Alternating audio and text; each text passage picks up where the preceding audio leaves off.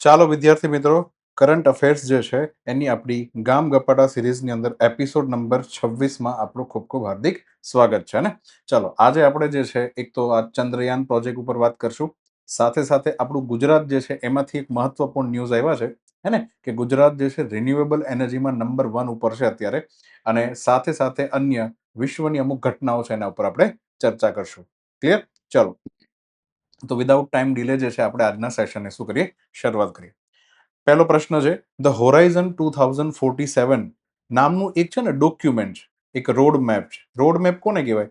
કે ભવિષ્યમાં અમે આ રીતના 2047 આવશે ત્યાં સુધી અમે આવું અમે એકબીજા દેશ સાથે કરશું, એટલે પહેલેથી બધું પ્લાનિંગ કરીને રાખ્યું હોય હે ને. તો હોરાઇઝન 2047 નામનો જે રોડ મેપ છે એ ભારત અને કયા દેશ વચ્ચેની એક વ્યૂહાત્મક માળખું દેખાડે છે હે ને. તો ઝંડા ઉપરથી ખબર પડવી જોઈએ હે ને કે આ જે છે એ ફ્રાન્સ સાથેનો આપણો શું છે, રોડ મેપ છે. આવું નામ જે છે ને આપણા વિદેશ મંત્રાલય દ્વારા આપવામાં આવ્યું છે, હોરાઇઝન 2047.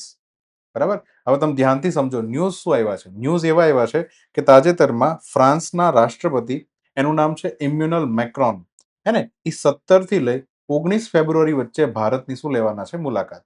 કેમ મુલાકાત લેવાના છે? કારણ કે ભારતની અંદર એક સમિટ ભરવા જઈ રહી છે, એનું નામ છે ઇન્ડિયા એઆઈ ઇમ્પેક્ટ સમિટ, 16 થી 20 ફેબ્રુઆરી વચ્ચે. તો એ સમિટમાં ભાગ લેવા માટે હે ને ફ્રાન્સના રાષ્ટ્રપતિ ભારતની અંદર આવે છે, અને સાથે સાથે બાયલેટરલ આપણા જે સંબંધ છે એને પણ શું કરવા છે, મજબૂત કરવા છે. તો વિદેશ મંત્રાલય આ કન્ફર્મ ન્યૂઝ આવી ગયા છે કે ઇમ્યુનલ મેક્રોન ભારતની અંદર આવી રહ્યા છે હે ને. આમ પણ તમે જો ફ્રાન્સ જે છે એના અમેરિકા સાથેના સંબંધ હમણાં ખૂબ ખરાબ થયા હતા. જે દાવોસની અંદર વર્લ્ડ ઇકોનોમિક ફોરમ ભરાણી હે ને, એની અંદર અમેરિકાના રાષ્ટ્રપતિએ ઇમ્યુનલ મેક્રોનના ચશ્મા ઉપર પણ મજાક ઉડાવી. એકબીજાના ચશ્મા ઉપર મજાક ઉડાવે ને આ રીતના હલકા લેવલના જે વાતો કરવા લાગે એટલે સંબંધ એકદમ ખરાબ લેવલ પર છે. તો ભારત સાથે સંબંધ એને મજબૂત કરવા છે. ગયા વર્ષે આમ તો હોરાઇઝન 2047 નામનું એક ડોક્યુમેન્ટ આપણા વિદેશ મંત્રાલયે રજૂ કર્યું હતું હે ને. તો એ આખું ડોક્યુમેન્ટ છે શું કે ભાઈ ઇન્ડિયા અને ફ્રાન્સ જે છે એના 2023 ની અંદર હે ને આપણા બંનેના ભાગીદારીના 25 વર્ષ પૂર્ણ થયા છે. એટલે કે 2023 થી 25 વર્ષ પહેલા ભારતે ફ્રાન્સ પાસેથી એને રણનીતિક સંબંધ જે છે બનાવવાનું શું કર્યું, ચાલુ કર્યું હતું.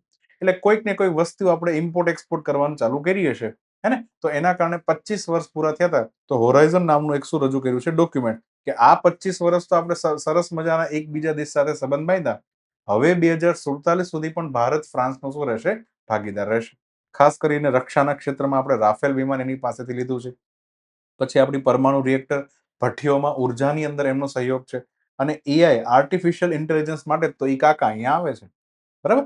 તો 2026 નું આ જે વર્તમાનનું જે વર્ષ છે ને એને પણ ભારત અને ફ્રાન્સ જે છે એનું યર ઓફ ઇનોવેશન તરીકે ઘોષિત કરવામાં આવ્યું છે. યાદ રાખજો. આવો પ્રશ્ન પૂછી લે કે ભારત અને ફ્રાન્સ બંને જે છે નવાચારના ક્ષેત્રમાં કામ કરશે, એટલું આ બંને દેશ આ વર્ષે સહયોગ કરશે.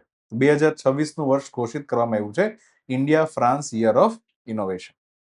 ઇન્ડિયા એઆઈ ઇમ્પેક્ટ સમિટની વાત કરીએ હે ને, તો આ સમિટ જે છે એ માઇટી મંત્રાલય જે છે ઓર્ગેનાઇઝ કરી રહ્યું છે, ministry of electronics and information technology.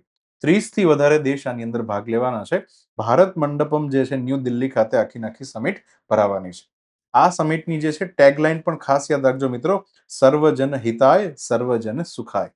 AI નો ઉપયોગ આપણે બધા માટે કરવાનો છે, બધાનું હિત થાય, બધા સુખી થાય એટલા માટે. બરાબર.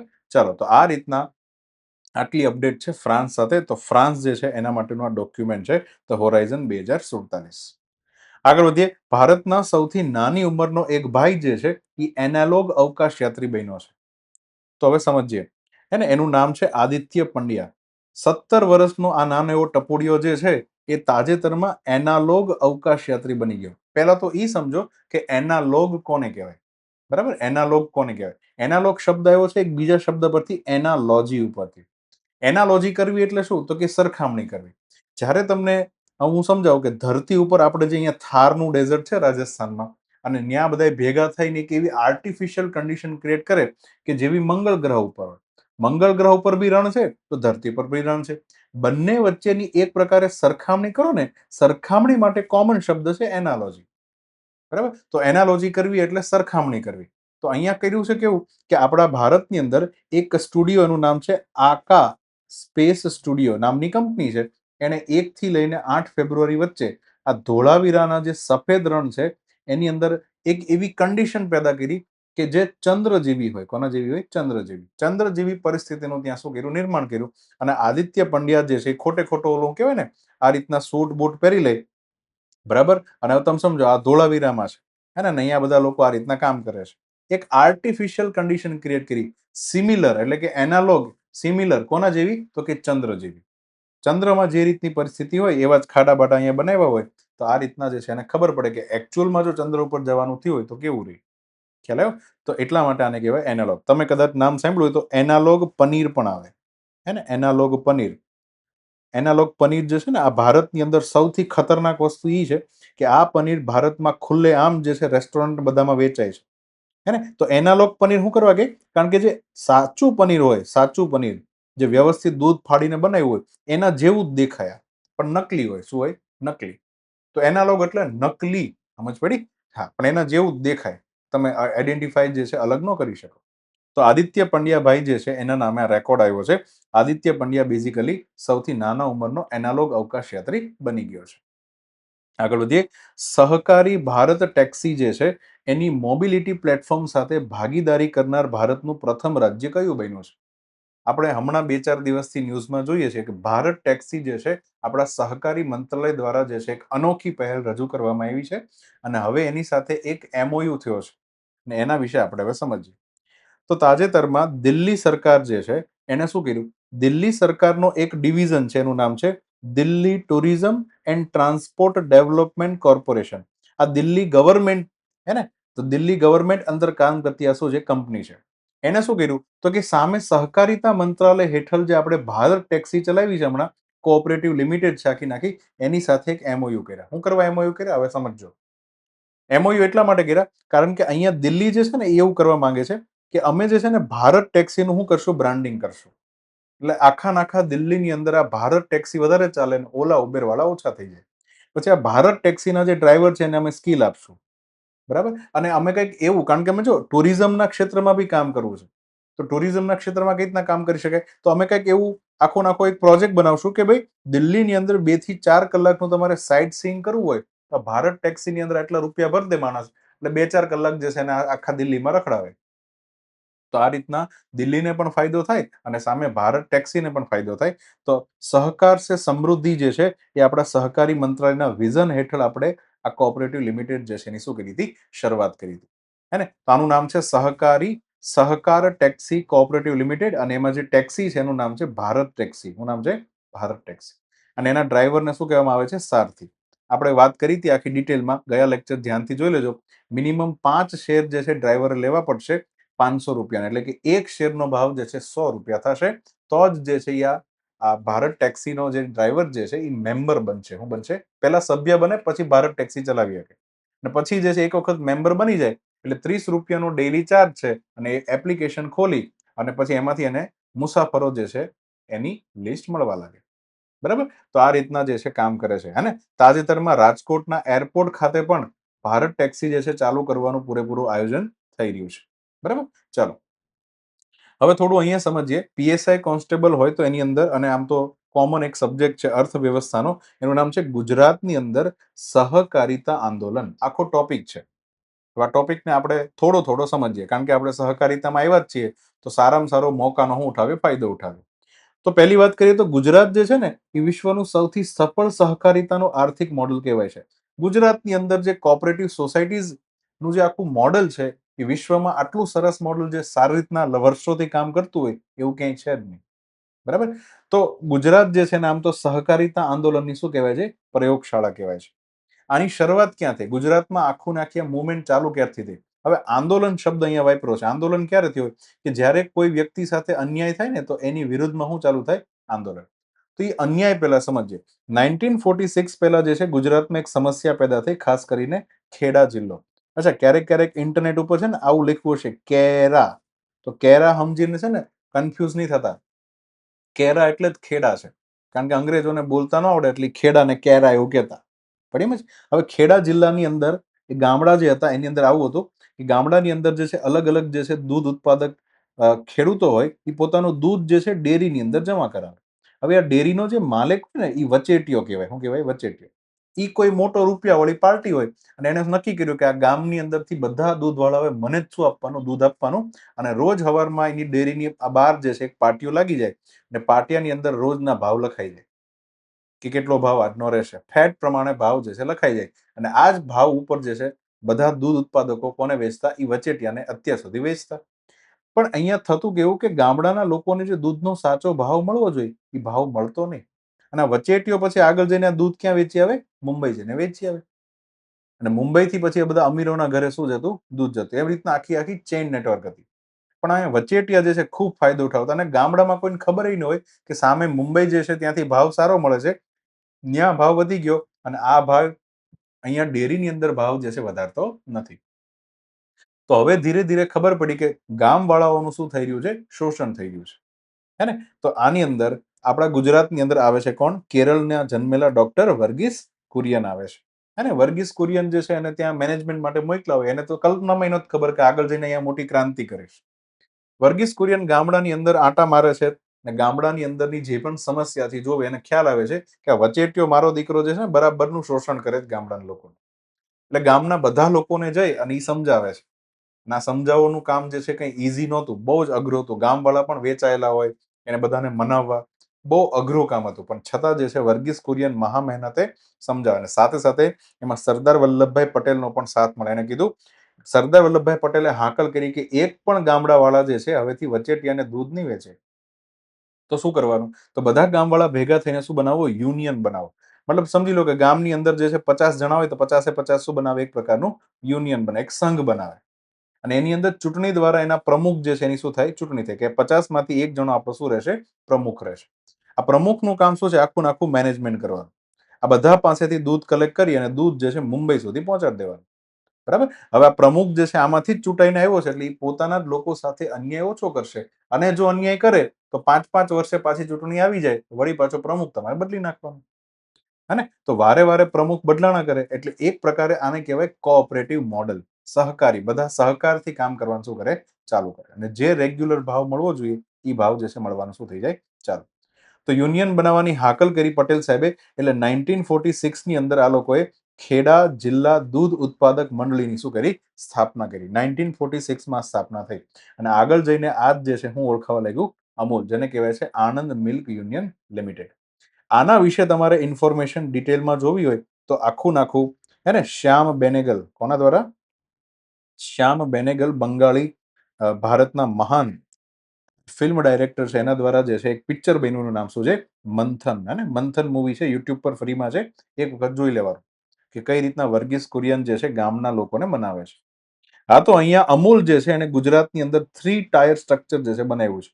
ગામડાના સ્તરે ખેડૂતો જે છે વિલેજ સોસાયટી બનાવશે, દૂધ બધું ભેગું કરશે. પછી ક્યાં મોકલશે? જિલ્લાના સ્તરે. જિલ્લાના સ્તરે અલગ અલગ યુનિયનો બનાવ્યા છે.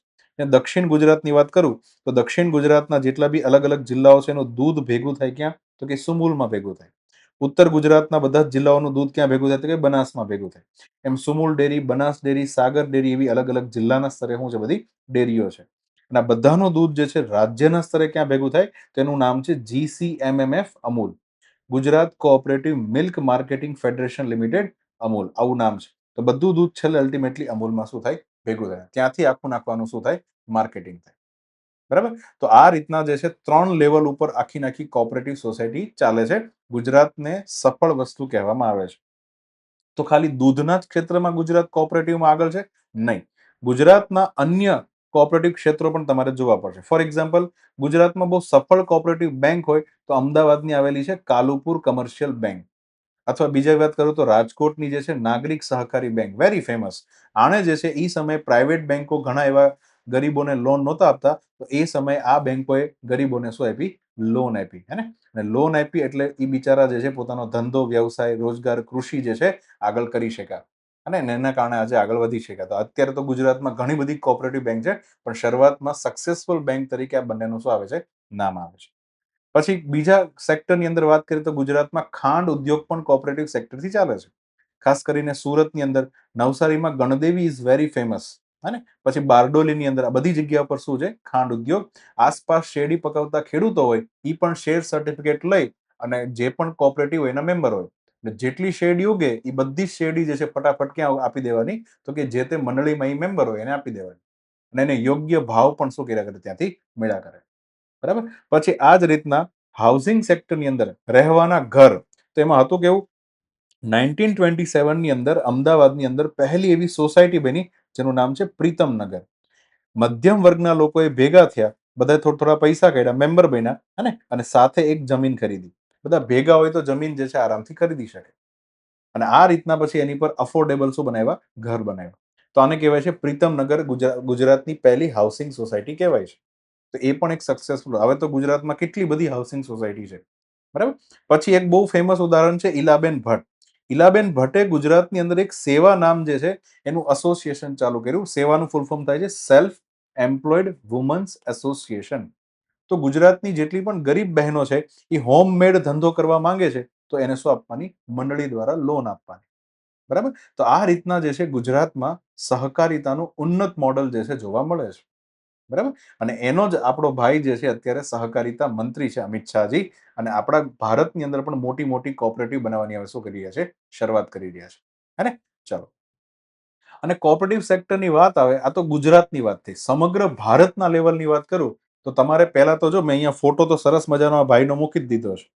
આખા ભારતની અંદર જેને સહકારિતા આંદોલનના જનક અથવા તો ભીષ્મ પિતામહ કહેવાય છે, એ પણ એક ગુજરાતી છે. એમનો જન્મ થયો હતો ભાવનગર. હું નામ નહીં આપું, તમારે નામ કમેન્ટ સેક્શનમાં અત્યારે જ વિડીયો પોઝ કરીને લખવાનું છે, જો આવડતું હોય તો. એને બે બે વખત તો કેસરે હિન્દની ઉપાધિ મળી હતી. આ ઈ જ ભાઈ છે ભાઈ કે જેણે બેન્કિંગ ક્ષેત્રની અંદર સહકારિતાનું આર્થિક મોડલ કેવું હોય એની આખી જે છે વ્યૂહરચના જે છે ભારતમાં આપી હતી. ઇવન મહારાષ્ટ્રની અંદર જે છે કોઓપરેટિવ ડિપાર્ટમેન્ટ જતા એને બી એ લીડ કરી રહ્યા હતા ઈ સમયે. મહારાષ્ટ્ર મતલબ ઈ સમયનું મુંબઈ. બરાબર. તો આ ભાઈ જે છે એની પાસે ખૂબ ઊંડું જ્ઞાન હતું કે આ કોઓપરેટિવ જે છે એને કઈ રીતના ચલાવવું જોઈએ, ખાસ કરીને બેન્કિંગ ક્ષેત્ર. આ ભાઈએ પુસ્તક પણ લખી હતી કે ભારતની અંદર સહકારિતા આંદોલન 1918માં લખેલું એમનું શું છે પુસ્તક. અને એવું કહેવાય છે કે એમના દ્વારા જ પ્રેરણા મળી કોને? તો કે ડોક્ટર વર્ગીસ કુરિયનને. બીજા યશવંતસિંહ ચૌહાણ ને ઘણા બધા એવા છે કે જેને આગળ જઈને સહકારિતા આંદોલનમાં બહુ મોટું નામ બનાવ્યું, પણ એ બધું આ ભાઈને કારણે થયું છે. આ ભાઈ ગાંધીજીના પણ ખૂબ ચહીતા હતા. ગાંધીજીની ખાદીને પ્રમોટ કરવા માટે એને ગાંધીજી જે છે એની ખાદીને પ્રમોટ કરવા માટે ખાદી વિલેજ ઇન્ડસ્ટ્રી કમિશન જે છે એના પહેલા શું બનાવવામાં આવે છે? ચેરમેન પણ બનાવવામાં આવે છે. જેથી ભારતમાં આજે ખાદી કયા લેવલ ઉપર પહોંચી ગઈ. ખાદી અત્યારે અમીર લોકો જ પહેરે એ લેવલ ઉપર ખાદી જે છે વેચાય છે. અને આ જ ભાઈ જે છે એની પોતાની પણ એક મેનેજમેન્ટ શીખવાડતી ઇન્સ્ટિટ્યૂટ. તમે સમજો આટલું મોટું અમૂલ છે તો અમૂલનું મેનેજમેન્ટ કઈ જેમ તેમ તો નહીં હોય. એટલે દૂધ ક્યાંથી આવશે ને કઈ રીતના જશે, કેટલા મોટા ટેકનિકલ ઓપરેશન જે છે હાથમાં લેવા પડે. તો એક national institute of cooperative management, આગળના 3 શબ્દો છે ને એનું નામ છે. ચાલો, બરાબર. તો ઈ જે છે એમને આખી મહારાષ્ટ્રની અંદર આખી શું ખોલી? ઇન્સ્ટિટ્યૂટ ખોલી નાખી. જેથી અહીંયા આવીને કોઈ કોઓપરેટિવનું મેનેજમેન્ટ શીખવું હોય ને તો એ ત્યાં શીખી શકે. તો તમારે આનું શું કહેવાનું છે? નામ કહેવાનું છે. બરાબર. ચાલો. તો ભારતની અંદર દિલ્હી જે છે એને શું કર્યું છે? પાર્ટનરશિપ કરી છે. ઓકે, ચાલો આગળ વધીએ. ડ્રેગન ફ્લાય જે છે એની આવી એક નવી પ્રજાતિ જે છે એ કયા રાજ્યમાંથી મળી આવી છે?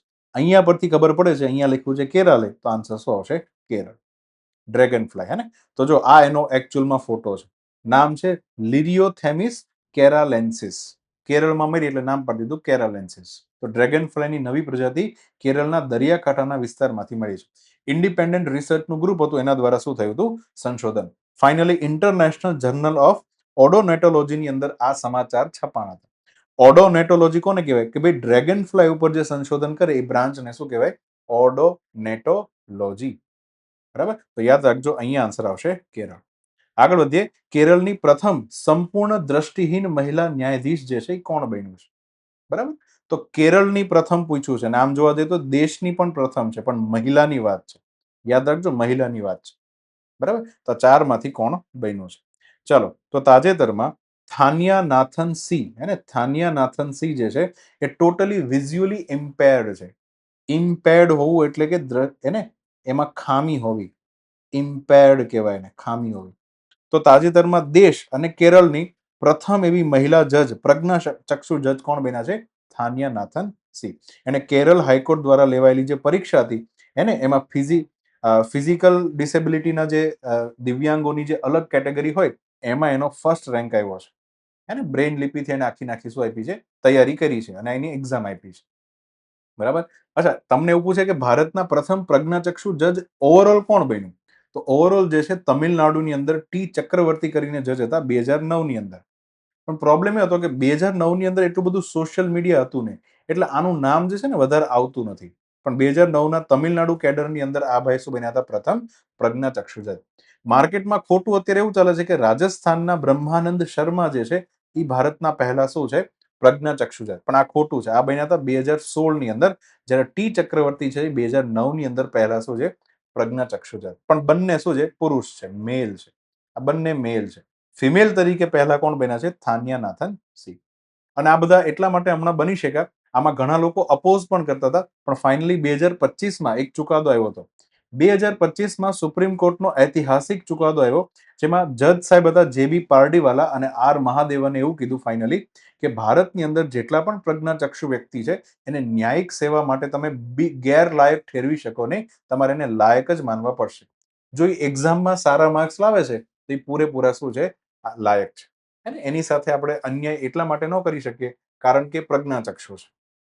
ખ્યાલ આવ્યો? હા, તો આ રીતના જે છે લેન્ડમાર્ક કેસીસને કારણે જ એવું કહેવાય છે કે થાનિયા નાથનને બેઝિકલી આ શું મળી ગઈ? ઓપોર્ચ્યુનિટી મળી ગઈ છે. ક્લિયર? ચાલો, તો અહીંયા આન્સર આવશે થાનિયા નાથન સી.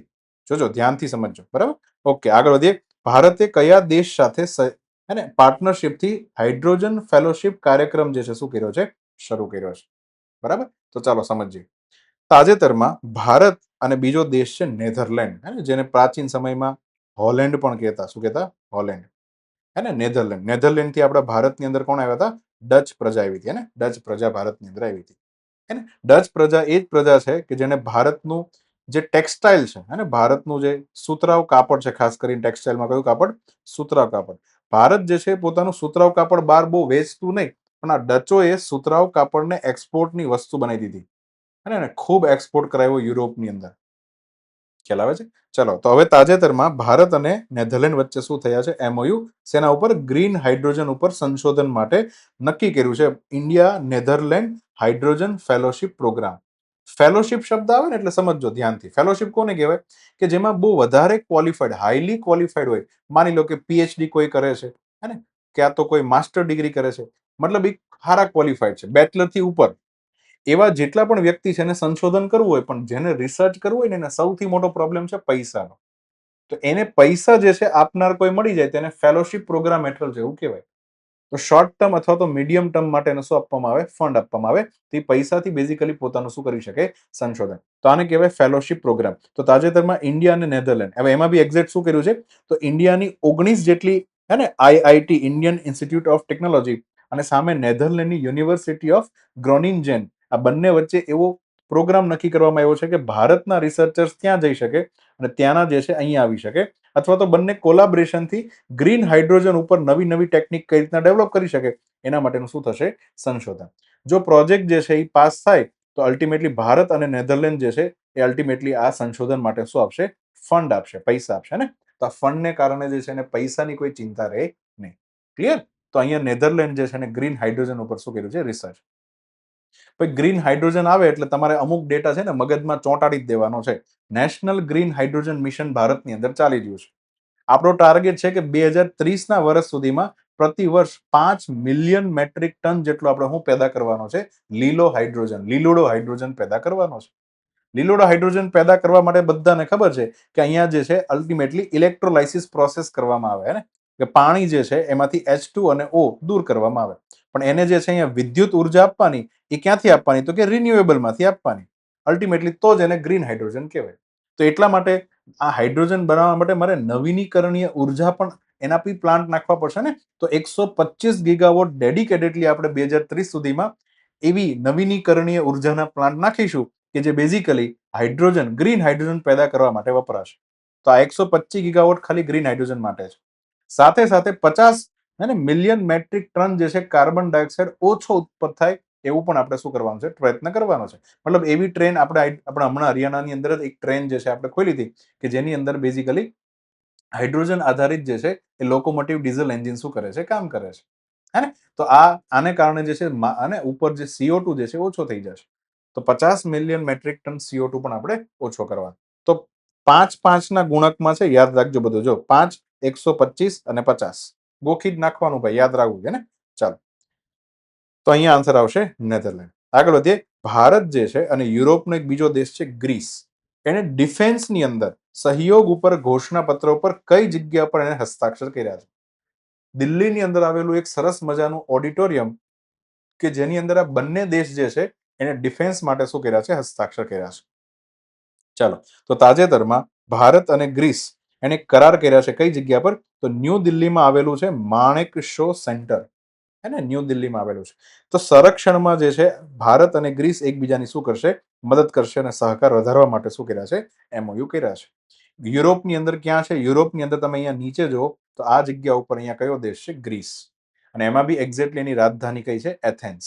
હે ને, અહીંયા ગ્રીક સંસ્કૃતિ હતી અને ગ્રીક લોકોમાંથી જ એક ગ્રીક જે છે એ આપણા ભારતની સરહદ સુધી એક વખત આવી ગયો હતો, જેને આપણે શું કહીએ છીએ? એલેક્ઝાન્ડર. હે ને, એલેક્ઝાન્ડર, અથવા તેને આપણે સિકંદર પણ કહીએ છીએ. બરાબર. ચાલો, તો આ રીતના ભાઈ. બીજું માણેકશો સેન્ટર જે છે સેમ માણેકશો પરથી આવ્યું છે. સેમ બહાદુર જેનું બીજું નામ હતું. શું નામ હતું? સેમ બહાદુર. પેલું પિક્ચર પણ આવ્યું હતું, તમને કદાચ ખબર હોય. 1971 ની અંદર જ્યારે ઇન્ડિયા અને બાંગ્લાદેશ વચ્ચે લિબરેશન વોર થઈ ત્યારે સેમ માણેકશોએ ખૂબ ક્રિટિકલ રોલ એની અંદર શું કર્યો હતો? પ્લે કર્યો હતો. ને એટલા માટે જ એને ભારતની આ આર્મીની સૌથી મોટી ઉપાધિ એટલે કે ફિલ્ડ માર્શલની ઉપાધિથી નવાજવામાં આવ્યા છે. KM કરિયપ્પા અને સેમ માણેકશો બે જ વ્યક્તિ છે જેને બેઝિકલી આ શું મળી છે? ઉપાધિ. ચલો, તો અહીંયા આવશે માણેકશો સેન્ટરમાં બંને દેશોએ શું કર્યો છે? ઘોષણાપત્ર પર હસ્તાક્ષર કર્યા છે. આગળ વધીએ. ઓરી ઓબેટસ શંકુ સાચા નામની દેડકાની એક નવી પ્રજાતિ જે છે કયા રાજ્ય અથવા કયા દેશમાંથી, અહીંયા પ્રશ્ન છે કયા દેશમાંથી મળી આવી છે? બરાબર. તો ચાલો, આ 4 માંથી કયો દેશ છે? તો તાજેતરમાં આવું દેડકું મળ્યું છે, હે ને, ઓરોબિટસ સનાસાચા, બરાબર, નામનો દેડકો ક્યાંથી મળ્યો છે? પેરુ પાસેથી મળ્યો છે. પેરુમાં પણ ખાસ કરીને જે એન્ડીઝ પર્વતમાળા છે એની આ બાજુ આવેલા જે જંગલ પ્રદેશ છે, તમે સમજો એન્ડીઝ પર્વતમાળા જે છે ને પેરુમાં કઈ રીતના કામ કરે, એક પ્રકારે ડિવાઈડની જેમ કામ કરે છે. હે ને, તો અહીંયા પર્વતમાળા જે આ રીતના પર્વતમાળા છે, તો આ બાજુ એટલે કે અહીંયાથી વાત કરજો, આ બાજુથી દેખાય, આ બાજુથી જે છે અને એક આ બાજુ છે. હવે એમાં કઈ જે છે, હે ને, એને વિન્ડવર્ડ સાઇડ કહેવાય અને કઈ જે છે એ લીવર્ડ સાઇડ કહેવાય. હે ને, તો આપણે ગુજરાતીમાં વાત કરીએ તો આ રીતના કોઈ ડુંગરો હોય તો એક બાજુ જે છે એને પવન આવે, વરસાદના પવન ની બધા જ વરસાદ જે છે અહીંયા વરસી પડે. હે ને, તો બીજી બાજુ જે છે એ તૈસા રહી જાય. તો એકને કહેવાય છે વર્ષા ભીમુખ. હે ને, વર્ષા ભીમુખ. બીજાને કહેવાય છે વર્ષા વિમુખ. હે ને, ઇંગ્લિશમાં કહીએ ને તો આને લી વર્ડ કહેવાય અને આને વિન્ડ વર્ડ કહેવાય. આવું બધું ઇંગ્લિશ વાળા બોલ્યા કરે. ચલો, વિન્ડ વર્ડ. હે ને, વિન્ડ વર્ડ. ચાલો, હવે તમે ધ્યાનથી સમજો, કોઈ પણ ડુંગરો હોય ને, આ ડુંગરાને કારણે જો વરસાદ અહીંયા પડવા લાગે તો આ વરસાદને શું કહેવાય? આ વરસાદને કહેવાય ઓરોગ્રાફિક રેઇનફોલ. હે ને, ઓરોગ્રાફિક રેઇનફોલ. ઓરો એટલે થાય ઊંચાણ વાળો વિસ્તાર. તો અહીંયા થાય છે કેવું કે આ જે દક્ષિણ અમેરિકા ખંડ છે બેઝિકલી એની અંદર ખાસ કરીને આ બાજુથી વરસાદના પવનો આવે છે, એટલે આ બાજુને કહેવાય છે વર્ષા ભીમુખ. અને અહીંયા હું લખું છું ભીમુખ. તો આ બાજુ જે છે એ છે વિમુખ.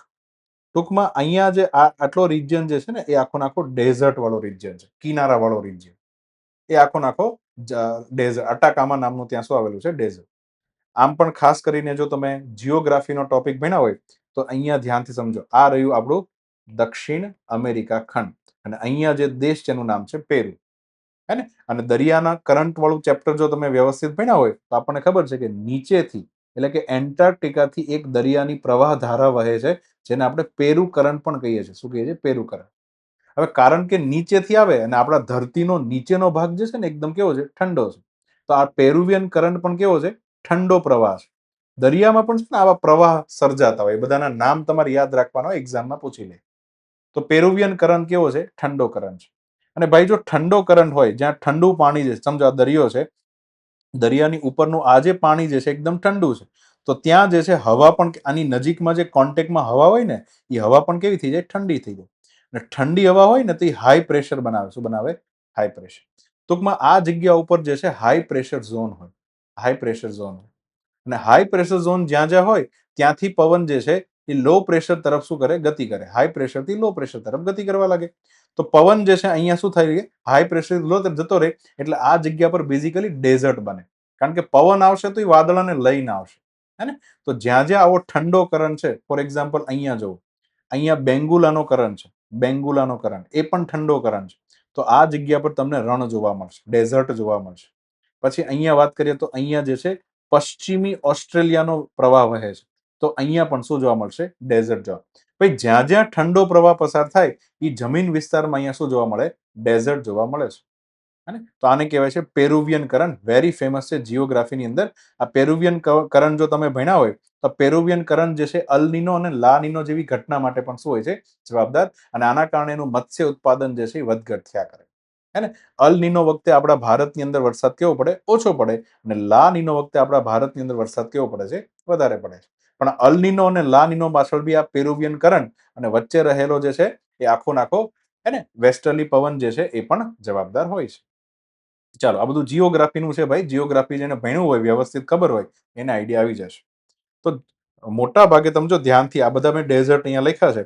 મોટા ભાગના ડેઝર્ટ જે છે એ હંમેશા, હે ને, જમીન હોય ને એની ઈસ્ટર્ન કે વેસ્ટર્ન, ચલો વેસ્ટર્ન સાઈડ હોય. કઈ સાઈડ હોય, વેસ્ટર્ન સાઈડ. દેખાય છે બધાને?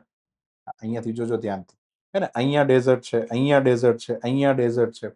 પછી આખો હું લેન્ડ માસ જોઉં ને તો તમે જો આ આખો નાખો છે ને, આ વેસ્ટર્ન સાઈડ કહેવાય. અને આ ભાગ જે છે ઈસ્ટર્ન સાઈડ, આ પૂર્વ કહેવાય અને આ પશ્ચિમ કહેવાય. બરાબર. હું ખાલી આટલો લેન્ડ માસ જોઉં તો આને આ વેસ્ટર્ન કહેવાય અને આ જે છે ઈસ્ટર્ન કહેવાય. મારે આ રીતના જોવાનું થાય. અચ્છા, અહીંયા બી જો આ વેસ્ટ થયું તો આ શું થઈ ગયું, ઈસ્ટ થઈ ગયું. અહીંયા બી જો તો આ વેસ્ટ થયું અને આ શું થઈ ગયું, ઈસ્ટ. તમને એક કોમન પેટર્ન દેખાશે આખા. અચ્છા, અહીંયા જો, અહીંયા જો, અહીંયા જો. ચાલો ચાલો, ઓસ્ટ્રેલિયામાં જો, ઓસ્ટ્રેલિયાની અંદર પણ આ ભાગ શું છે, વેસ્ટ છે, તો આ ભાગ શું છે, ઈસ્ટ છે. તમને વેસ્ટ બાજુ ટાલ પડેલી દેખાશે, હે ને. કેમ વેસ્ટ બાજુ આટલી બધી ટાલ પડી જાય છે? એનું રીઝન શું છે? એનું રીઝન જે છે, એક તો રીઝન સૌથી મોટું એ છે કે જે પણ, હે ને, આપણા જે પણ ચોમાસાના પવન જે છે અહીંયાથી આવવાના શું થાય, ચાલુ થાય. તો બધો વરસાદ આ બાજુ પડી જાય તો આ બાજુ ખાલી થઈ જાય. અને બીજું રીઝન છે અહીંયા વહેતા ઠંડી પ્રવાહની ધારા, હે ને. એના કારણે બધા અલગ અલગ શું બન્યા છે, ડેઝર્ટ બન્યા છે. ચાલો, તો 3 ડેઝર્ટ તો તમારે ખાસ યાદ રાખવાનું. એક તો છે વિશ્વનું સૌથી સૂકું ડેઝર્ટ, એનું નામ છે અટાકામા ડેઝર્ટ. શું નામ છે, અટાકામા ડેઝર્ટ. એ પેરુ અને ચીલી બંને દેશની અંદર ફેલાયેલું છે. વરસાદ ત્યાં પડતો જ નથી. પછી અહીંયા જે છે એક તો કાલાહારી ડેઝર્ટ છે આ જગ્યા પર, અને એક છે નામીબી ડેઝર્ટ. આ બંને જે છે બેંગુલાના પ્રવાહને કારણે અહીંયા બને છે, બરાબર. અને ત્રીજું ડેઝર્ટ અહીંયા રાખજો, વેસ્ટર્ન ઓસ્ટ્રેલિયન કરંટ અહીંયા વહે છે ને, ઠંડો પ્રવાહ, એટલે અહીંયા ગિબ્સન નામનું શું બની ગયું છે, ઓસ્ટ્રેલિયાનું ડેઝર્ટ. એટલે ઓસ્ટ્રેલિયાના મોટા ભાગના લોકો ઈસ્ટર્ન બાજુ રહે છે, પૂર્વ બાજુ રહે છે, ને વેસ્ટ બાજુ કોઈ રહેતું જ નથી, બરાબર. તો આ તમે ધ્યાનથી સમજો. જ્યાં જ્યાં ઠંડો પ્રવાહ આવશે ત્યાં ત્યાં શું બનશે, ડેઝર્ટ, બરાબર. ચલો, તો આ રીતના ભાઈ યાદ રાખજો કે આ દેડકાની નવી પ્રજાતિ ક્યાં શોધવાની છે, પેરુ પાસે શોધવાની છે. ચાલો, પછી આગળ વધે. સોમાલિયુ જે છે એને તાજેતરમાં કયા દેશ સાથે ડિફેન્સ માટે શું કર્યો, સહયોગ માટે કરાર પત્ર ઉપર શું કરી દીધા ભાઈએ, હસ્તાક્ષર કર્યા. તો તાજેતરમાં જે છે આ સોમાલિયા, જે ચાંચિયા માટે ફેમસ છે ને, ચાંચિયા, હા, ચાંચિયા એટલે એક પ્રકારના સમુદ્રી લૂંટાર, બરાબર. તો આ જ સોમાલિયાએ તાજેતરમાં સાઉદી અરેબિયા સાથે શું કર્યું છે, દોસ્તીનો હાથ મિલાવી લીધો છે. હમણાં સમજીએ એનું કારણ શું છે. ચાલો, સૌથી પહેલા ધ્યાનથી સમજો. તો અહીંયા જે છે આપણે આફ્રિકાનું શિંગડું બનાવ્યું છે અને આપણે કહીએ છીએ horn of Africa. Horn of Africa તમે આવો તો વર્લ્ડની મેપની અંદર તમે જો ધ્યાનથી, તો હોર્ન ઓફ આફ્રિકામાં કેટલા દેશ આવે? એક તો આવે સોમેલિયા, હે ને. પછી આવે ઇથોપિયા. પછી અહીંયા આવે નાનું એવું દીજીબુતી. અને ચોથું જે છે એરિટ્રિયા. યાદ રાખો મતલબ DEES, આવું યાદ રાખવાનું. DEES, બરાબર. ડી એટલે દીજીબુતી, ઈ એટલે ઇથોપિયા, એરિટ્રિયા અને સોમાલિયા. અને હવે તમને ખબર હોય તો આપણે જાન્યુઆરી મહિનાના કરંટમાં આખું ભણાવ્યું હતું કે સોમાલિયા જે છે એનો જે ઉત્તરનો એરિયા છે એનું નામ છે સોમાલી લેન્ડ. તાજેતરમાં અહીંયા છે ને લોચો થઈ ગયો છે, અલગ દેશ બની ગયો છે સોમાલી લેન્ડ. અને ઇઝરાયલ તો એવો કન્ટ્રી પણ બની ગયો કે જેને સોમાલી લેન્ડને શું આપી દીધી, માન્યતા આપી. એટલે સોમાલી લેન્ડને પ્રેમ કોની હાથે થઈ ગયો, ઇઝરાયલ. એટલે સોમાલિયા બિચારું વિચારે છે કે હવે મારે શું કરવું, સોમાલી લેન્ડ તો ઇઝરાયલના ખોળામાં બેસી ગયું, તો હું કોના ખોળામાં જાઉં? તો એના માટે ખોળો મળી ગયો છે સાઉદી અરેબિયા. બંને વચ્ચે શું કર્યો છે, સરસ મજાનો કરાર કે ભાઈ સાઉદી અરેબિયા આ સોમાલિયાના ચાંચિયાઓને શું આપશે, મિલિટરીની ટ્રેનિંગ આપશે. પછી સોમાલિયાની સેનાનું ક્ષમતા નિર્માણ કરશે વગેરે વગેરે માટે શું થયા છે? કરાર થયા છે. બરાબર, બહુ ઇઝી ક્વેશ્ચન છે ને. તો અહીંયા આન્સર આવશે સાઉદી અરેબિયા. આગળ વધીએ. ચંદ્રયાન 4, ચાલો, ભારત સરકારનો અને ઈસરોની મહત્વાકાંક્ષી યોજના છે. ખૂબ ગંભીર યોજના છે. આવું આપણે પહેલી વખત કરવા જઈ રહ્યા છીએ. ચંદ્રયાન 4 હમણાં સમજાવું. તો ઈ ચંદ્ર ઉપર જ્યાં લેન્ડ થશે એટલે કે ઉતરાણ થશે, એના સ્થળ તરીકે ચંદ્રના કયા પ્રદેશની આપણે પસંદગી કરી છે? તો ઈસરો જે છે એને લોકેશન પસંદ કરી લીધું કે અહીંયા જે છે આપણે ઉપરથી ઢેફો ઉતારવાનો થાય છે. હે ને? ચાલો, તો ધ્યાનથી સમજો. ચંદ્રયાન 4 મિશન આપણે એના વિશે વાત કરીએ તો 2028માં આ મિશન શું થશે? લોન્ચ હજી ભવિષ્યમાં થવાનું છે. ઈસરોનું સૌથી જટિલ મિશન છે. કેમ? કારણ કે અહીંયા આપણે એવું કરવાના છીએ કે એક આખું લેન્ડર જે છે એ ક્યાં ઉતારશું? ચંદ્રની ધરતી પર. પછી ઈવડુઈ જે છે ચંદ્રની ધરતી જે છે એના સેમ્પલ લેશે. પછી એક આવશે અસેન્ડર. એને શું કહેવાય? એકને લેન્ડર કહેવાય, એકને અસેન્ડર કહેવાય. એ બેઝિકલી પાછું ઉઠશે અને ઉપર રહેલા ટ્રાન્સફર મોડ્યુલ સાથે કનેક્ટ થઈ જશે. એ ટ્રાન્સફર મોડ્યુલ પાછું ધરતી પર આવશે અને ધરતી પર લેન્ડ થશે અને એમાંથી બારી ખોલી અને જે ચંદ્રની જમીનના ટુકડા, પાણા, પથરા લઈ આવ્યો હોય એનું પછી ઈસરો શું કરશે? એનાલિસિસ. તો બહુ જ ક્રિટિકલ મિશન છે. આ લાગે સહેલું પણ સહેલું છે નહીં. બરાબર, તો સૌથી જટિલ મિશન જે છે 2028માં થવા જઈ રહ્યું છે. હવે એમાં ક્યાં ઉતરવાનું? લેન્ડિંગ સાઇટ કઈ રાખવાની? તો નક્કી કરી છે કે ચંદ્રનું જે દક્ષિણ ધ્રુવ છે એની અંદર એક જગ્યાનું નામ છે મોન્સ મોઉટન. આવું નામ છે. મોન્સ મોઉટન નામની શું છે? જગ્યા છે. હવે આ તમે સમજી લો કે ઈ લોકો મેપ ખોલીને બેઠા હતા તો ઈ લોકોએ આ રીતના એક જગ્યા સિલેક્ટ કરી, નામ છે મોન્સ માઉન્ટન. એમાં 4 પોઈન્ટ પેલા વિચાર્યા, M1, M2, M3, M4. બહુ એનાલિસિસ કર્યું તો ખબર પડી કે આ M4 નામનો જે પોઈન્ટ છે ને એ બેસ્ટ રહેશે. આ જગ્યા જે છે એને સિલેક્ટ કરી લીધી છે. તો મોન્સ માઉન્ટનની M4 નામની જગ્યા શું કરી છે? સિલેક્ટ. અહીંયા પર જે છે બેઝિકલી લેન્ડરનું શું થશે? સોફ્ટ લેન્ડિંગ થશે. પછી એમાંથી એક ગાડી ઉતરશે, ચંદ્રના નમૂના લેશે, વળી પાછું આખું લેન્ડર જે છે એ ઉપર જાહે. બરાબર, અને ઉપર જઈને ટ્રાન્સફર મોડ્યુલ સાથે કનેક્ટ થઈ જશે. એ પાછું ધરતી પર આવશે. બરાબર, એટલે બહુ જ ખતરનાક મિશન છે. પહેલો પ્રશ્ન એ થાય કે મોન્સ માઉન્ટન કેમ સિલેક્ટ કર્યું? કારણ કે ચંદ્રનો એક તો આ દક્ષિણ વાળો જે ધ્રુવ છે એ કાયમી અંધારાની અંદર રહે. અંધારાની અંદર રહીને એટલે ત્યાં ટેમ્પરેચર ડાઉન હોય એટલે જનરલી ત્યાં શું બને છે? બરફ બને છે. આપણી મૂળ ઈચ્છા એ છે કે ત્યાં પાણી જે છે એ કયા લેવલ ઉપર છે એનું સંશોધન કરવું છે. અને એના પરથી આપણને ખબર પડશે કે ચંદ્રની ધરતી ઉપર વોટર મોલેક્યુલ્સ જે છે કઈ રીતના અત્યારે મોજૂદ છે. પાણી છે એ કન્ફર્મ ઈસરોએ જ કર્યું હતું. બરાબર, પણ હા, હવે પાણી જે છે એક્ઝેક્ટ કયા સ્વરૂપમાં છે, ત્યાં જીવન છે કે નહીં, આ બધા વિષયો પર શું કરવું છે? સંશોધન. ઈસરોના વર્તમાનના ચેરમેનનું નામ છે વી નારાયણન.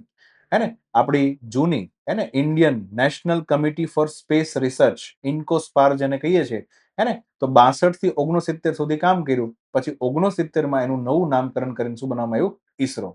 આઝાદીના દિવસ એટલે કે 15 ઓગસ્ટ 1969 ના દિવસે ઈસરોની શું થઈ હતી? સ્થાપના. બરાબર, ચાલો, તો આ રીતના થોડું સમજો. ચંદ્રયાન 4 મિશન જે છે ઇઝ વેરી ઇમ્પોર્ટન્ટ. અચ્છા, તમને એમ પૂછે કે ઈસરો જે છે એનું ધ્યેય વાક્ય શું છે? દરેકના ધ્યેય વાક્ય પૂછી લે. વિડીયો ભાઈ અત્યારે પોઝ કરીને આન્સર લખજો. પછી આન્સર લખવાના ચક્કરમાં તમે આન્સર લખવાનું ભૂલી જાઓ છો. બરાબર, તો ફટાફટ વિડીયો પોઝ કરીને શું લખી નાખો? કમેન્ટ સેક્શનમાં આન્સર. જોઈ તો ખરી, ખુદને ચેક કરો ભાઈ કે આવડે છે કે નથી આવડતું. બરાબર, ચાલો, તો અહીંયા જે છે મોન્સ માઉન્ટન શું આવશે? સાચો જવાબ. બરાબર, આગળ વધીએ. એશિયન શૂટિંગ ચેમ્પિયનશિપમાં મહિલાઓની 25 મીટર પિસ્તોલ ઇવેન્ટમાં કોણે સિલ્વર મેડલ જીતો? આ બેનના મોઢા પરથી ખબર પડી જાય હે ને કે જેને આગળ જઈને પેરિસ ઓલિમ્પિકમાં જે બે વખત મેડલ જીતા હોય, ડબલ બ્રોન્ઝ મેડાલિસ્ટ, એનું નામ છે મનુ ભાકર. શું નામ છે? મનુ ભાકર. હે ને? તો હમણાં તાજેતરમાં બધાને ખબર છે, ગઈકાલના લેક્ચરમાં પણ આપણે વાત કરી હતી કે એશિયન ચેમ્પિયનશિપ રાઇફલ પિસ્તલ નામની ઇવેન્ટ ન્યૂ દિલ્હીમાં ચાલી રહી છે. એની 2 કેટેગરીની અપડેટ આવી ગઈ છે, 25 મીટર પિસ્તોલની શ્રેણી અને 10 મીટર પિસ્તોલની શ્રેણી. પિસ્તોલ વાળી બંને કોમ્પિટિશન છે, એક 25 મીટર વાળી અને એક 10 મીટર વાળી. હે ને? તો એની અંદર સિલ્વર મેડલ કોને મળ્યો છે? મનુ ભાકર. બ્રોન્ઝ મેડલ કોને મળ્યો છે? એશા સિંહ. બરાબર, આમ તો શરૂઆતમાં એશા સિંહ જે છે એકદમ ફર્સ્ટ નંબર ઉપર ચાલતી હતી, પણ યાદ રાખજો નસીબનું કાંઈ નક્કી હોતું નથી અને છેલ્લે એમના ઘણા બધા શોટ નિષ્ફળ ગયા તો ઉડીને સીધી ક્યાં નંબર આવી ગઈ? 3જા નંબર પર આવી ગઈ. મનુ ભાકર અને આજે પહેલા નંબરની પ્લેયર છે, લગભગ બંને વચ્ચે મેચ સુધી ટાઈ થઈ હતી. ટાઈ થયા પછી ખબર ને પેલું પેનલ્ટી શૂટઆઉટ કરાવે કે કેટલા એક્યુરેટ નિશાના લાગે છે. એમાં મનુ ભાકર ખાલી એક સર્ટેન પોઈન્ટથી પાછળ રહી ગઈ, એના કારણે એને સિલ્વર મેડલ મળ્યો, નકર એને ગોલ્ડ પાકો હતો. 10 મીટર વાળી પિસ્તોલ ઇવેન્ટમાં તો એશા સિંહ જે છે ગોલ્ડ લઈ આવી છે. એ તો આપણે ગઈકાલે પણ ચર્ચા કરી. બરાબર, ચાલો, તો અહીંયા આન્સર આવશે મનુ ભાકર, જેને સિલ્વર મેડલ મળી ગયો છે. પછી ટ્રેપડોર કરોળિયાની એક નવી પ્રજાતિ, નામ છે ટાઇટેનાઇડિયોપ્સ કોલ્હાપુરેન્સિસ. બરાબર. આ તો મને પેલા 3 ઇડિયટના પિક્ચરનું યાદ આવે ને, કે પેલા બ્લેક બોર્ડ ઉપર જે છે આખું નાખું ફરહાન નાઇટ્રેટ ને એવું લખ્યું હતું ને. હા, આવું જ બધું બનાવે આ લોકો, નામકરણ જે છે આવું કર્યા કરે. ભાઈ કોલ્હાપુર જે છે મહારાષ્ટ્રમાં ફેમસ છે, તો અહીંયા આન્સર શું આવશે? મહારાષ્ટ્ર. તો હવે જો એકચ્યુઅલ ઇમેજ આ છે, આવો કરોળિયો જે છે મળ્યો છે. હા, તો કોલ્હાપુરેન્સિસ નામનો કરોળિયો મહારાષ્ટ્રના કોલ્હાપુરમાંથી મળ્યો છે અને લંડનની જર્નલ ઓફ નેચરલ હિસ્ટ્રીની અંદર આ ન્યૂઝ શું થયા છે? પ્રકાશિત. બરાબર. તો નામ પરથી ક્લિયર છે, આન્સર શું આવશે? માર. હાવ વાહિયાત બેતુકો પ્રશ્ન હતો. બરાબર. ચાલો આગળ વધીએ. શારદા નદી કોરિડોર પ્રોજેક્ટ જે છે એ કયા રાજ્યમાં શરૂ કરવામાં આવ્યો છે? તાજેતરમાં શારદા નદી કોરિડોર પ્રોજેક્ટ. શારદા નદીનું બીજું નામ જે છે કાલી નદી છે, હે ને? કાલી નદી. અને આપણે વાત કરી હતી કે કાલી નદી જે છે એ ભારત અને નેપાળની બોર્ડરમાંથી પસાર થાય છે, હે ને? અને આ જ નદીના રસ્તે રસ્તે તમે આગળ ચાલો તો લીપુ લેખ નામનો પાસ આવે છે. અને લીપુ લેખ પાસ જે છે ત્યાંથી તમે માન સરોવર યાત્રા કરી શકો છો. બરાબર. તો આપણે આખી આખી બધી ચર્ચા થઈ ગઈ છે. તો આ બધું જ જે છે ક્યાં છે ભાઈ? ઉત્તરાખંડ રાજ્યની અંદર છે. બરાબર. તો ઉત્તરાખંડ રાજ્ય જે છે એના મુખ્યમંત્રીએ અલ્ટિમેટલી, અચ્છા ઉત્તરાખંડનો અહીંયા નકશો ધ્યાનથી જુઓ. અહીંયા આ બાજુ છે નેપાળ, હે ને? હું થોડું ઝૂમ કરીને દેખાડું, ધ્યાનથી સમજજો. બરાબર. ચાલો અહીંયા જોજો. આખો નાખો ઉત્તરાખંડ છે. એમાં અહીંયા તમને ખબર હોય તો ગંગોત્રી છે, ગંગોત્રી, હે ને? ગંગોત્રી, યમનોત્રી, એમ અલગ અલગ અલગ જ્યાંથી ગંગા અને યમુના નદીનું શું છે? ઉદ્ગમ બિંદુ છે. હવે આપણે જે આપણું કામ છે એના સાથે જોઈએ તો હવે જો અહીંયા ભારત અને નેપાળની બોર્ડર ઉપર એક રિવર વહે છે. જોજો ધ્યાનથી સમજજો ને. એક રિવર આ રીતના અહીંયા વહે છે. અને આ રિવર જે છે આ રીતના ઉપરથી આવતી આવતી આમ નીચે આવે છે. બરાબર. હા, એકદમ નેપાળની અને ભારતની બોર્ડર ઉપર છે. અને બેઝિકલી એક જિલ્લો પણ છે, એનું નામ છે ચંપાવત ડિસ્ટ્રિક્ટ. કયો ડિસ્ટ્રિક્ટ? ઉત્તરાખંડનો ચંપાવત. તો આ નદીનું નામ છે શારદા નદી. કઈ નદી? શારદા, હે ને? અને શારદા નદીનું જ બીજું નામ શું છે? કાલી નદી. શારદા બોલો, કાલી બોલો અથવા મહાકાલી બોલો, બધું એક જ છે. બધી માતાઓ છે ભાઈ. અહીંયા ઉત્તરાખંડના મુખ્યમંત્રીએ ચંપાવત ડિસ્ટ્રિક્ટની અંદર એને પ્રોજેક્ટ ચાલુ કર્યા છે. એમની ઈચ્છા એ છે કે ચંપાવત જિલ્લાની અંદર એને 3300 કરોડ રૂપિયાની અંદર એક શારદા કોરિડોર પ્રોજેક્ટને શું કર્યો છે? લોન્ચ કર્યો છે. આની અંદર શું કરશે? તો ઘણા બધા હેલિપેડ બનાવશે, શારદા નદી ઉપર અહીંયા ઘાટ બનાવશે, પેરાગ્લાઇડિંગની સુવિધા કરશે, પછી ઓલું ઉફાણ વાળતી નદીમાં રિવર રાફ્ટિંગ કરે ને, તે રિવર રાફ્ટિંગ કરાવશે. આ બધી સુવિધા જે છે અહીંયા ડેવલપ કરવામાં આવશે, જેથી કરીને પ્રવાસન જે છે એને ઉત્તરાખંડમાં શું મળે? વેગ મળે. આ ઉપરાંત ચંપાવત જિલ્લાની અંદર જ્યારે પૂર્ણાગિરી નામનો મેળો ભરાય ત્યારે પણ પબ્લિક અહીંયા આવે છે, તો એના માટે પણ અલગ અલગ સુવિધાઓ શું કરવામાં આવશે? ડેવલપ કરવામાં આવશે.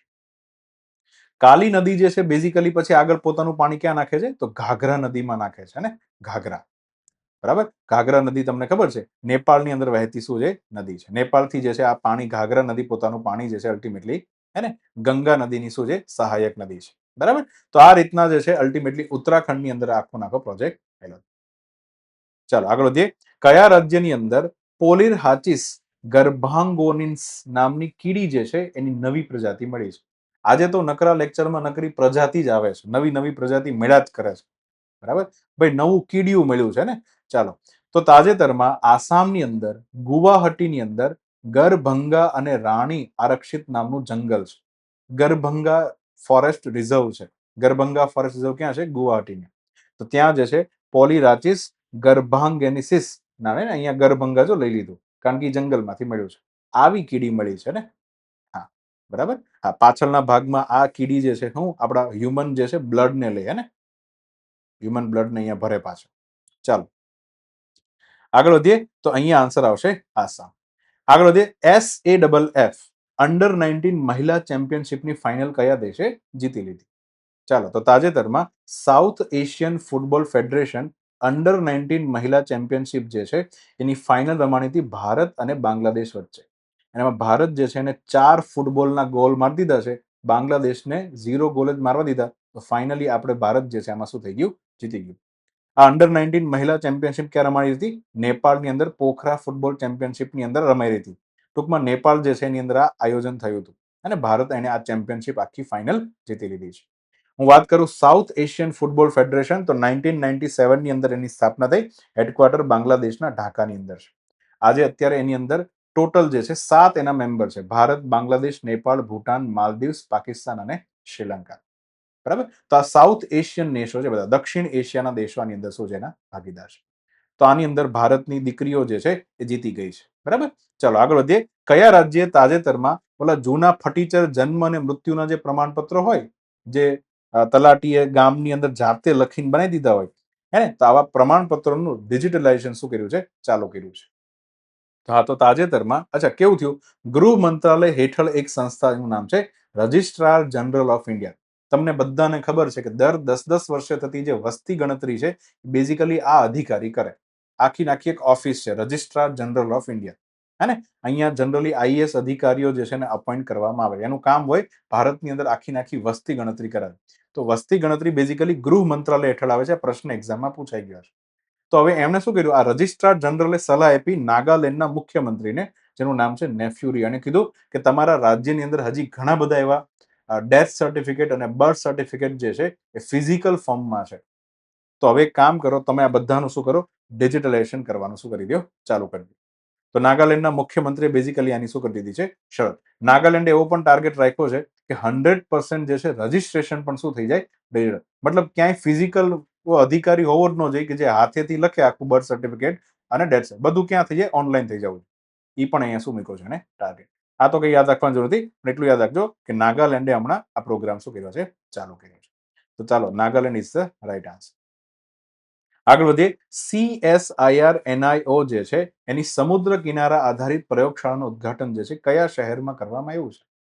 CSIR ની અંદર ચાલતી આપણા ભારતની એક રાષ્ટ્રીય ઇન્સ્ટિટ્યૂટ છે, એનું નામ છે નેશનલ ઇન્સ્ટિટ્યૂટ ઓફ ઓશિયોનોલોજી.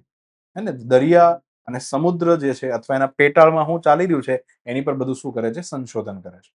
બરાબર. તો આપણા જે કેન્દ્રીય મંત્રી છે, સાયન્સ એન્ડ ટેકનોલોજી હોય કે અર્થ સાયન્સ, બંનેના આપણા એક જ મંત્રીનું નામ છે ડોક્ટર જીતેન્દ્ર સિંહ.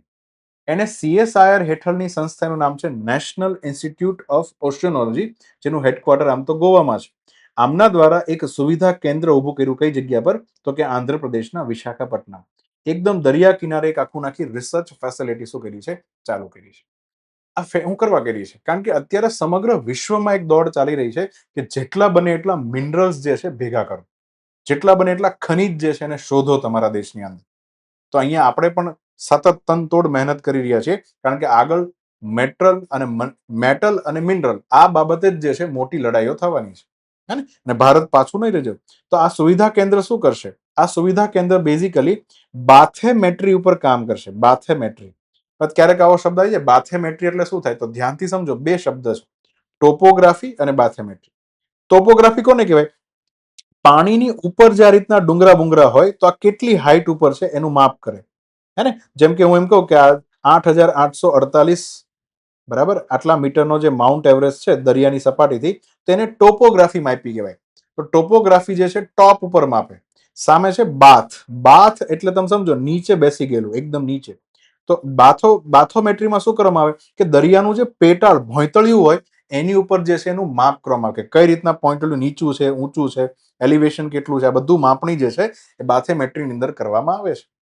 તો આપણે આ નેશનલ ઇન્સ્ટિટ્યૂટ ઓફ ઓશિયોનોગ્રાફીને આ કીધું છે કે ભાઈ તું વિશાખાપટ્ટનમના દરિયાના કિનારે એને અંદર બાથોમેટ્રી કરીને અમને એવું કે અહીંયા ક્યાંક હાઇડ્રોકાર્બન તો નથી ને, જો હોય તો અમને કે ફટાફટ ખોદવાનું ચાલુ કરીએ. પડ્યા. તો અહીંયા આન્સર આવશે વિશાખાપટ્ટનમ. આગળ વધીએ. કયા રાજ્યે 24 કલાકમાં 5,500 ઈ બાઇસિકલ જે છે એનું શું કર્યું, વિતરણ કર્યું અને ગિનિસ બુક ઓફ વર્લ્ડમાં રેકોર્ડ નોંધાયો? ચાલો, તો તાજેતરમાં આંધ્રપ્રદેશના જે છે લોકલાડીલા સીએમ, એનું નામ છે એન ચંદ્રબાબુ નાયડુ, અને આના સહારે જ આપણા પ્રધાનમંત્રી જે છે અત્યારે પ્રધાનમંત્રી તરીકે ઊભા છે, અને ગઠબંધનની સરકાર અત્યારે ચાલી રહી છે. તો અહીંયા 24 કલાકની અંદર ચંદ્રબાબુ નાયડુ જે છે એને 5,555 જેટલી ઈ બાઇસિકલ આપી અને ગિનિસ વર્લ્ડ બુક જે છે બનાવ્યો, રેકોર્ડ બનાવ્યો છે. જેથી આ બધી મહિલાઓ જે છે એનો અમુક ખર્ચો જે છે ઓછો થઈ જાય. બાઇસિકલ રિચાર્જ કરીને જ્યાં કામ કરવા જવું હોય તો ત્યાં આરામથી જઈ શકે છે. ઈ બાઇસિકલ છે ને. હા, ચાલો, તો ચંદ્રબાબુ નાયડુ તેલુગુ દેશમ પાર્ટી TDP જે છે એના શું છે, આ નેતા છે. બરાબર. ચાલો આગળ વધીએ. તો અહીંયા આન્સર આવશે આંધ્રપ્રદેશ, હે ને. આગળ વધીએ. 19 rail India technical and economic service, જેને રાઇટ્સ કહેવામાં આવે છે, RITES, દ્વારા તાજેતરની અંદર રેલવેના લોજિસ્ટિક ઓપરેશન માટે કોની સાથે MOU કર્યા છે? ટૂંકમાં આમાંથી એક એવી સંસ્થા છે કે જેને આવી ટ્રેન બનાવી છે, હે ને, જે સામાન જે છે એક જગ્યાએથી ક્યાં લઈ જાય, એના પ્લાન્ટમાં બીજી જગ્યાએ લઈ જાય. તો એટલા માટે ભારતની અંદર ભારત સરકારની એક આખી નાખી સંસ્થા છે, એનું નામ છે RITES. આ બેઝિકલી આ સંસ્થા શું કરે, આવી જે પ્લાન્ટની અંદર વાળી જે રેલવે બનાવવાની હોય ને, જે સામાનને એક જગ્યાએથી બીજી જગ્યાએ લઈ જાય, જેને આમ તો લોજિસ્ટિક સેક્ટર કહેવાય. શું કહેવાય? Logistic sector. લોજિસ્ટિક એટલે સામાન એક જગ્યાએથી બીજી જગ્યાએ લઈ જાય. તો એવી ટ્રેનો બનાવી દે, એવા ડ્રાઈવર પ્રોવાઈડ કરે. તો તાજેતરમાં steel authority of India limited, જેને આપણે સેલ કહીએ છીએ, એને RITES સાથે શું કર્યું છે? એક MOU કર્યા છે. જેથી આ RITES જે છે બેઝિકલી મદદ કરશે. શું મદદ કરશે? તો જે સેલ જે છે એના પ્લાન્ટ અને એની જે માઇન્સ છે એની અંદર બધી મિની રેલવે બનાવી દે છે, નાની નાની છટુકડી રેલવે બનાવી દે છે. અને એના કારણે સામાન જે છે એનું ટ્રાન્સપોર્ટેશન જે છે આરામથી શું થઈ શકે? પૂરું થઈ શકે. અને આ રેલવેના સ્કિલ મજૂર જે છે એ પણ શું કરશે? પ્રોવાઈડ કરશે. કોણ? RITES. RITES જે છે રેલવે મંત્રાલય હેઠળની સંસ્થા છે, આપણા ભારત સરકારની સંસ્થા છે, હે ને. અને એનું હેડક્વાર્ટર ક્યાં છે? હરિયાણાના ગુરુગ્રામમાં છે. બરાબર. તો આ રીતના ઇકોનોમિક સર્વિસ જે છે પ્રોવાઈડ કરવાની છે કોને? સેલ. તો અહીંયા આન્સર આવશે steel authority of India limited. આગળ વધીએ. ભારતની નવીનીકરણીય ઉર્જાની ક્ષમતામાં કયું રાજ્ય જે છે એ ભાગમ ભાગ એને આમ કરીને પહેલા નંબર ઉપર બેસી ગયું છે, ફર્સ્ટ નંબર ઉપર બેસી ગયું છે? તો મેપ ઉપરથી સ્પષ્ટપણે દેખાતું હશે એ આપણું લોકલાડીલું શું છે? ગુજરાત છે. ચાલો, તો આ તાજેતરમાં ડિસેમ્બર 2025 સુધીનો ડેટા જે છે આવી ગયો છે, એટલા માટે આ બધા જ માળખા આપણે થોડા યાદ રાખવાના છે. ભારતની જે ટોટલ રિન્યુએબલ એનર્જી ક્ષમતા છે, ભારત હવે વિન્ડ હોય, સોલાર હોય, હાઇડ્રો હોય, કોઈ પણ પ્રકારે આપણે જે એનર્જી પેદા કરીએ છીએ એમાંથી ભારતમાંથી ગુજરાતનો હિસ્સો કેટલા ટકા છે? તો કે 16.50% હિસ્સો ખાલી ગુજરાતનો છે. અને આ હિસ્સા સાથે ગુજરાત જે છે એ પહેલા નંબર ઉપર બેઠું છે, હે ને. અને ગીગાવોટમાં કન્વર્ટ કરીએ તો ગુજરાતની અંદર 42.5 ગીગાવોટ ઉર્જા જે છે એ રિન્યુએબલ સેક્ટર, આમાં બધું જ આવી ગયું છોકરાઓ. સોલર આવી ગયું, વિન્ડ આવી ગયું, હાઇડ્રો આવી ગયું, બધા જ એનર્જી આવી ગઈ. બરાબર. તો આટલો આપણે એનર્જી પેદા કરીએ છીએ રિન્યુએબલ સેક્ટરમાં. પછી હું વાત કરું કે પેલા ઘરની અંદર, ઘરના છાપરા ઉપર જે આપણે સોલર પ્લાન્ટ નાખ્યા હોય એનાથી જે વીજળી બને એને રૂફટોપ સોલર ઇન્સ્ટોલેશન કહેવાય. તો ભારતમાં હું ખાલી આને 100% માની લઉં તો એ હિસાબે ગુજરાતમાં જે છે 25% જે છે એ ગુજરાતની રૂફટોપ સોલર એનર્જી પેદા કરે છે. અને એ હિસાબે પણ ગુજરાત શું છે? પહેલા નંબર ઉપર આવી ગયું છે. બરાબર. તો રૂફટોપના મામલામાં છાપરે ચડાવવામાં આપણે પહેલા નંબર ઉપર છે અને ટોટલ રિન્યુએબલમાં પણ આપણે શું છીએ? પહેલા નંબર પર છે. પણ એક જગ્યા એવી છે કે જ્યાં આપણે બીજા નંબર ઉપર છે. જોજો, ધ્યાનથી સમજજો. હું એમ કહું કે સૂર્ય ઉર્જાની ક્ષમતા, જો ધ્યાનથી સમજ, સૂર્ય ઉર્જાની ક્ષમતા. તો સૂર્ય ઉર્જાની ક્ષમતામાં બે પ્રકાર તમારે લઈ લેવાનું. એક તો આપણે ઘરની ઉપર પેલું રૂફટોપ નાખીએ તે, એટલે એને કહેવાય રૂફટોપ સોલર ઇન્સ્ટોલેશન પ્લાન્ટ. બીજું આપણે ઇન્ડિપેન્ડન્ટ પ્લાન્ટ, કે આમ ખુલ્લી જમીન હોય ને, ખુલ્લી જમીનમાં આપણે સોલાર પેનલ બિછાવી દઈએ અને એનાથી આપણે વીજળી પેદા કરીએ. ટૂંકમાં સુરત દાદાથી જે પેદા થતી વીજળી, ટોટલ વીજળી, આના હિસાબે આપણું ગુજરાત કયા નંબર ઉપર છે? તો ભૂલમાં ધ્યાનથી સમજજો. રૂફટોપની વાત કરે તો પહેલા નંબર ઉપર છે, પણ આ બે ભેગું કરે ને તો ગુજરાત ખસકી જાય બીજા નંબર ઉપર.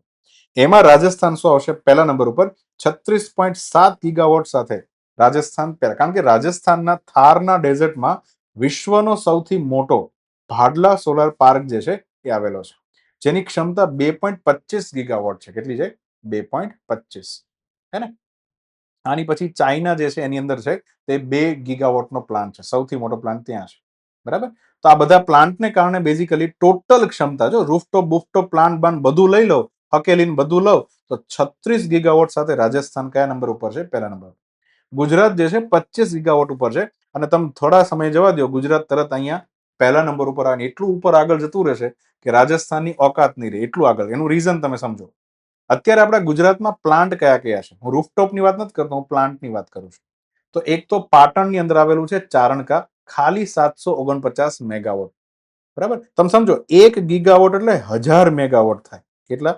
1000 મેગાવોટ થાય, હે ને. તેમાંથી આપણે 749 મેગાવોટનો શું મૂક્યો છે? પ્લાન્ટ ચારણકા, પાટણમાં. બનાસકાંઠાના રાધા નેસડામાં 700 મેગાવોટનો પ્લાન્ટ છે. 700 થી ઉપર હોય ને અલ્ટ્રા પાર્ક પણ કહેવાય, એ પણ તમે યાદ રાખી શકો. ધોલેરાનો જે સ્પેશિયલ ઇન્વેસ્ટિંગ રિજિયન છે ધોલેરા સર, એની અંદર આપણે 300 મેગાવોટ જે છે જમીન ઉપર હું મૂક્યો છે સોલાર એનર્જી પ્લાન્ટ મૂકી દીધો છે. પણ હવે ભારતનો જે અને દુનિયાનો સૌથી મોટો ને જે આપણા અદાણી કાકા બનાવી રહ્યા છે એનું નામ છે ખાવડા રિન્યુએબલ એનર્જી પ્લાન્ટ, જેમાં સોલાર છે અને વિન્ડ પણ છે. બંને રીતના આપણે ઉર્જા પેદા કરવાની છે. તમે એની ટોટલ ક્ષમતા વિચારો તો એ ટોટલ ક્ષમતા જે છે 37.35 ગીગાવોટની છે. હે ને એમાંથી અત્યારે 11 ગીગાવોટ શું થઈ ગયું છે, બની ગયું. તમે સમજો આ ગીગા છે, અહીંયા ગીગા છે. ગીગા એટલે તમે સમજો કેટલું મોટી વસ્તુ થઈ. 37 ગીગાવોટ. અત્યારે રાજસ્થાનની ટોટલ કેપેસિટી 36 છે. એટલું તો આપણા કચ્છની અંદર બની રહ્યું છે. ટોટલ 36 ગીગાવોટ રાજસ્થાન પેદા કરે છે. બરાબર. તો હું કહેવા એ માંગુ છું કે ખાવડા એક વખત બની જાય ને એટલે 36 ને વત્તા બીજા 25 તમે એડ કરો એટલે કેટલું ગુજરાત જે છે રિન્યુએબલ સેક્ટરની અંદર આગળ નીકળી જશે. બરાબર. ચાલો, તો આ હિસાબે ધ્યાનથી સમજજો. અત્યારે તો ગુજરાત સૂર્ય ઉર્જામાં બીજા નંબર પર છે. ગુજરાતનો ટાર્ગેટ 2030 સુધીમાં શું છે એ પણ યાદ રાખજો. સરકારનો ટાર્ગેટ એવો છે કે જે આપણા દેશનો જે ટોટલ ટાર્ગેટ છે, આપણો દેશ નક્કી કરીને એવું બેઠું છે કે 2030 સુધીમાં આપણે 500 ગીગાવોટ જે છે એ રિન્યુએબલ એનર્જી આપણે પેદા કરશું.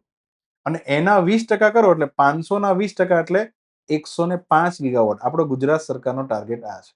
105 ગીગાવોટ ઉર્જા જે છે 2030 સુધીમાં આપણે રિન્યુએબલ સેક્ટરમાંથી પેદા કરવાની છે.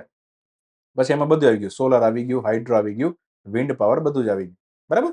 તો આ રીતની આપણી શું છે ટાર્ગેટ અને ક્ષમતા. ક્લિયર? તો ગુજરાત જે છે આમાં પહેલા નંબર ઉપર આવે છે.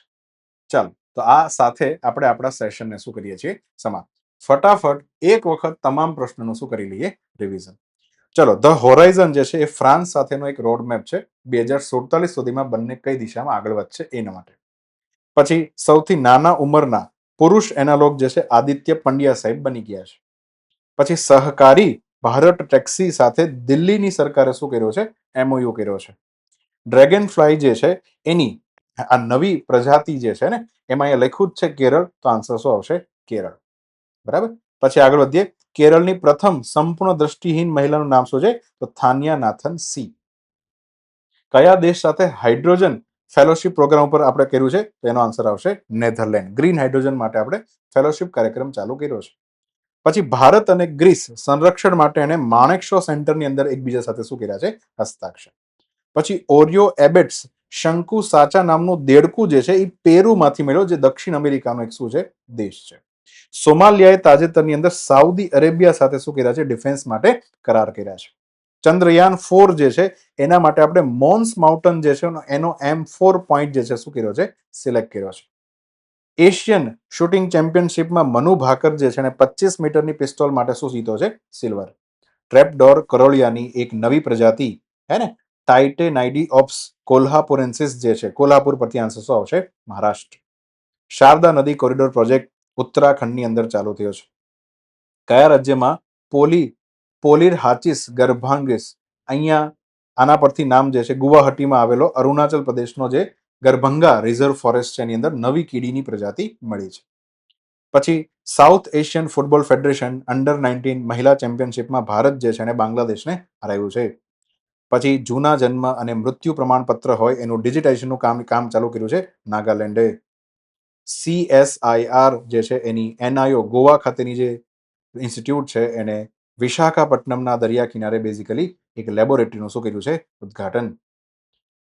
24 કલાકમાં 5,555 ઈ બાઇસિકલ વેચીને અહીંયા તાજેતરમાં આંધ્રપ્રદેશના ચંદ્રબાબુ નાયડુ જે છે એને શું બનાવ્યો છે? વર્લ્ડ રેકોર્ડ બનાવ્યો છે. બરાબર. આગળ વધીએ. Rail India technical and economic service જે છે એના રેલવેના લોજિસ્ટિક ઓપરેશન માટે કોની સાથે MOU કર્યા છે? તો અહીંયા આન્સર આવશે SAIL.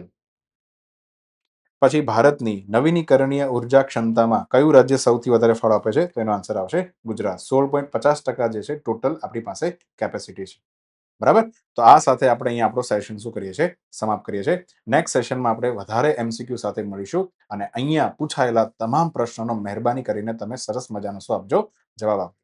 બરાબર. તો આ સાથે આપણે આપણો સેશન શું કરીએ છીએ? સમાપ્ત કરીએ છીએ. જય હિન્દ, જય ભારત.